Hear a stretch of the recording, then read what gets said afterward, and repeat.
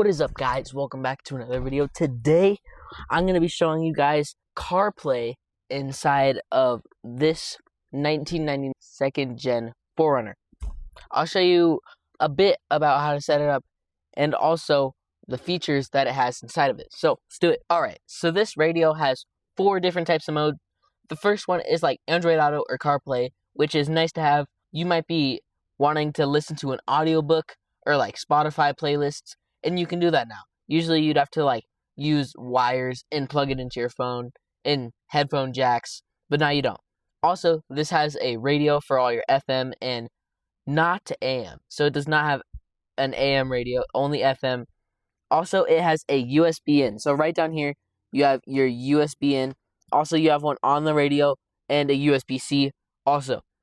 You also have auxiliary in. It is currently behind our switches right here. These switches are for our locking differential.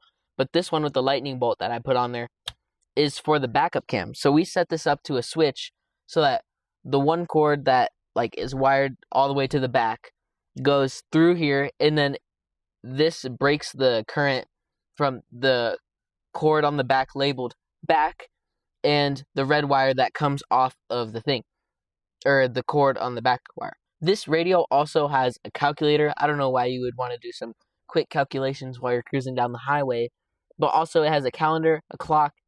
You can also have this go to another screen. So let's say I wanted to have a screen right up here like a lot of cars do.